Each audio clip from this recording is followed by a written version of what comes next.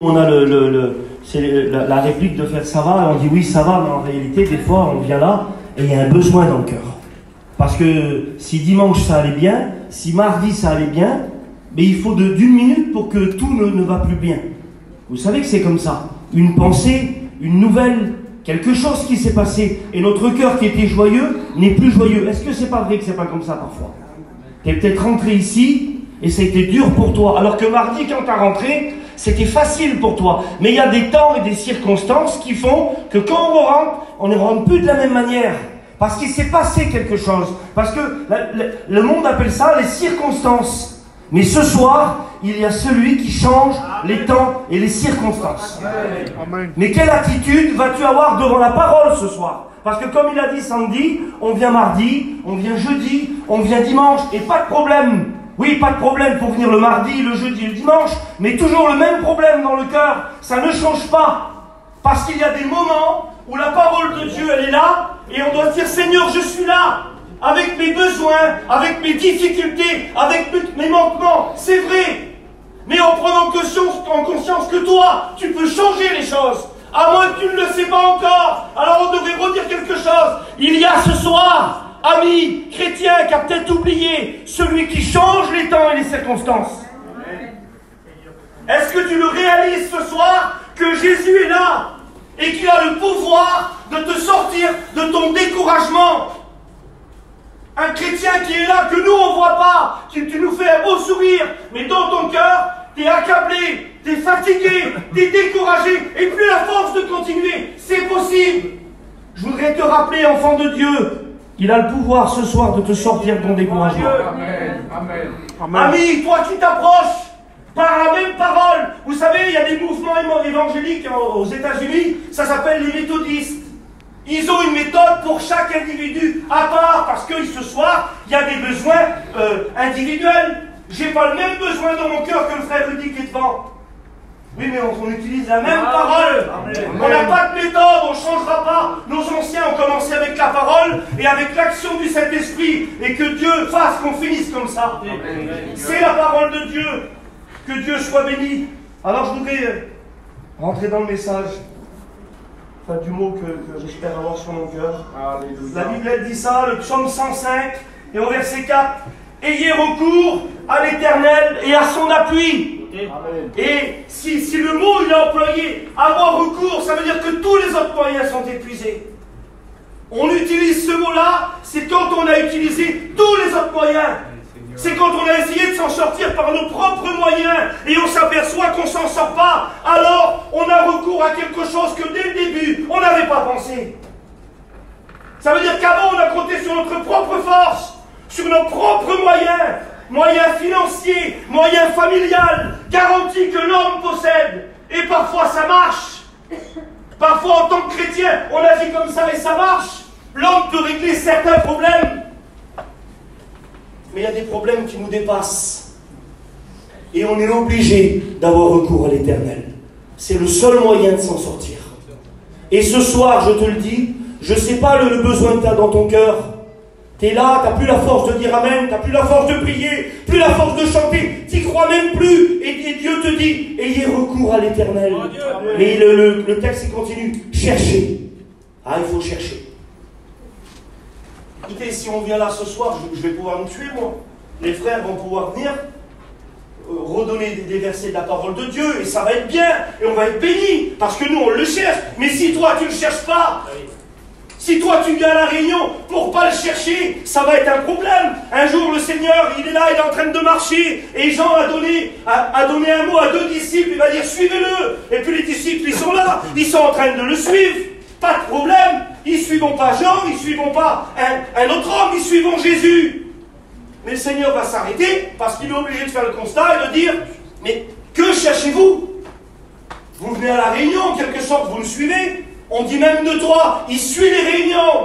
Ça fait longtemps, ça fait même 1 an, 2 ans, 3 ans que tu es baptisé. Et en réalité, tu t'aperçois qu'aujourd'hui, dans les réunions, tu ne cherches plus la solution à ton besoin. Vous savez qu'il y a des chrétiens comme ça, maintenant, ils ont des besoins, ils les cherchent ailleurs. Dans un terrain de camping, dans un restaurant, dans une piscine, dans une boutique, dans un 43000, mais plus à la réunion. Mais c'est le seul moyen de s'en sortir. Amen. Amen. Gloire à Dieu. Dites pas Amen. Amen. Mais je le pense, c'est ça. C'est pas vrai, Lloyd, c'est pas ça. Gloire à Dieu. Heureusement que j'ai des copains. Que Dieu soit béni. Écoutez, on regarde une situation que malgré les moyens financiers, malgré les moyens humains, on ne peut pas s'en sortir. On ne peut pas, c'est pas possible. Écoutez, la Bible a dit dans l'évangile de Jean au chapitre 6, les disciples sont là, le Seigneur est en train de prêcher. Écoutez, c'est la plus grande des réunions. C'est la plus belle des réunions, c'est pas moi qui prêche, c'est Jésus. Ils sont là, Jésus est en train d'enseigner, et puis les disciples, ils sont là, c'est des chrétiens, comme toi, tu es là ce soir, et puis tout va bien, tu écoutes la réunion, mais eux, pendant la réunion, ils vont réaliser qu'il y a un problème qui est en train d'arriver, et j'aimerais que tu réalises ce soir que tu vis une situation, que tu as besoin de te tourner vers le Seigneur. Encore 2 minutes, après je finis, la voix va lâcher. S'il y a un frère qui peut me donner une bouteille d'eau, s'il vous plaît. Écoutez, ils sont dans la réunion, le Seigneur il est en train de prêcher, ils sont là, impeccables, mais puis il y a un homme qui va faire un constat, il va voir que la nuit elle a avancé, comme maintenant. Dans pas longtemps, on ne voit plus dehors, vous regardez là, vous voyez, mais dans quelques minutes, on ne voit plus. Et eux, ils comprennent que le jour est avancé, la nuit elle arrive, ils sont à l'écart des villes, ils sont bien loin des villages, et les gens là ont besoin de manger. Ceux qui est dans une réunion, ils sont en train de prendre conscience que, venant à eux, un grand problème. Il y a un besoin qui arrive, un grand besoin qui arrive dans leur vie.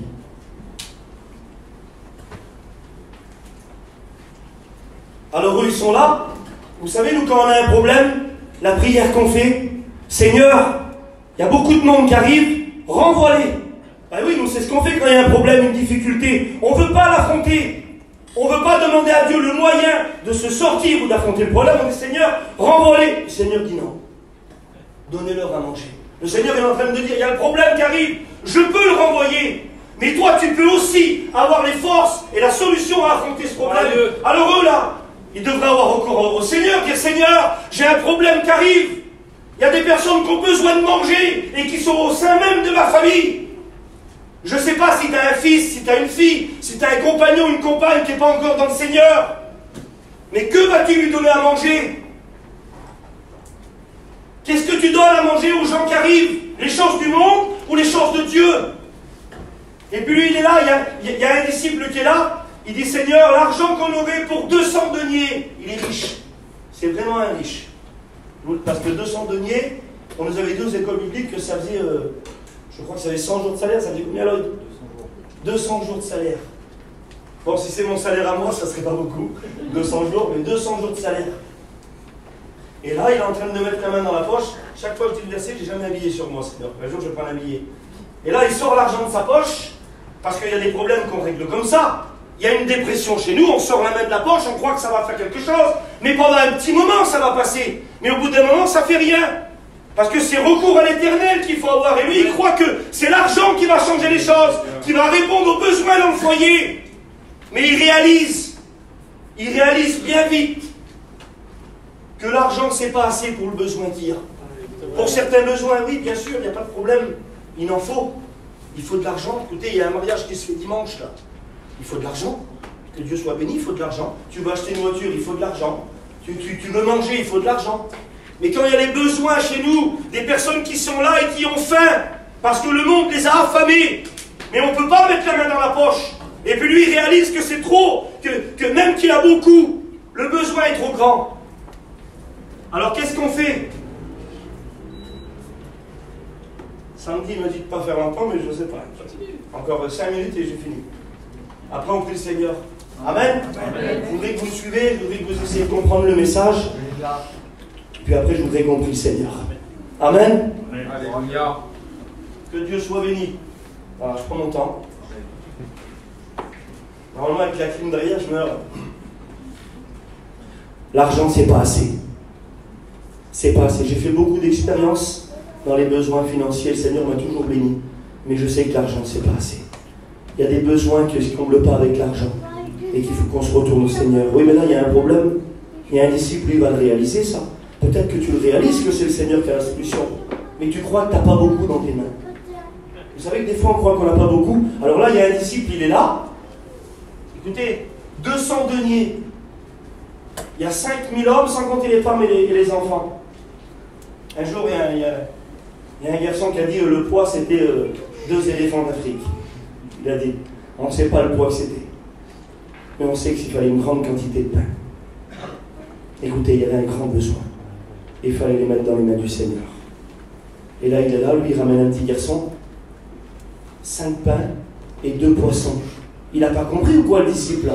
Il n'a pas compris. Il y a un besoin qui est énorme. Il y a 5000 hommes, sans compter les femmes et les enfants. On est à l'écart de la ville. 5 pains, mais 5 personnes vont manger. Pas tous vont manger. Il n'a pas réalisé ou quoi? L'autre a sorti 200 deniers. Les garanties humaines, il les a sorties. Ça n'est pas assez. 5 pains, 2 poissons. C'est pas assez. Oui, mais lui va faire quelque chose de terrible que je te conseille de faire ce soir. Il réalise qu'il n'a pas beaucoup. Il sait qu'il n'a pas beaucoup. Mais il le sait que le peu là, dans ses mains à lui, ça ne change rien. Tu es rentré là et tu n'as pas beaucoup. Tu réalises que tu n'as rien. Que tu n'arrives plus à prier, qu'il ne te reste pas grand-chose dans ta vie chrétienne par rapport aux besoins que tu as chez toi. Le besoin pour ton compagnon, pour ta compagne, pour tes enfants. Et tu dis, Seigneur, j'ai rien. Oui, mais lui, il sait que le rien, là, dans ses mains à lui, il se passe quelque chose. Et c'est lorsqu'on réalise que nos capacités à nous, on est trop faibles, nos mains à nous ne changent rien. Mais ses mains à lui, parce qu'on le met dans ses mains à lui. Un jour, un frère a dit ça. C'était notre ancien Charlot qui disait ça. Un peu de nous dans ses mains à lui, et il se passe quelque chose. Amen. Le peu que tu as, je ne sais pas ce qu'il te reste. Je ne sais pas ce qu'il te reste. Vraiment rien. Et lui, de rien, il fait tout. De rien, il fait tout. Mais il faut le mettre dans ses mains. Il faut se tourner vers lui. Mais comment se tourner vers lui? Vous croyez que quand on va arrêter là, vous l'avez vu des fois, là, tu demandes pardon au Seigneur, on arrête maintenant. Il faut qu'un frère chante un cantique. Je voudrais qu'il n'y a personne qui chante de cantique. Je voudrais que les frères, ils respectent ma demande de tout mon cœur. Je voudrais prier, moi, là. Amen. Et après, je voudrais qu'on prie. Vous n'avez pas des besoins, mais peut-être que vous avez peu. Mais le peu que tu as, ta petite prière ce soir, de dire Seigneur, tu connais mon besoin. Combien de temps que tu ne l'as pas fait? Combien de temps que tu ne l'as pas fait? De dire Seigneur, tu connais le besoin chez moi. J'ai pas grand-chose, Seigneur. Mais je veux voir que si je le mets dans tes mains par ma prière, il se passe quelque chose. Alors on va prier le Seigneur.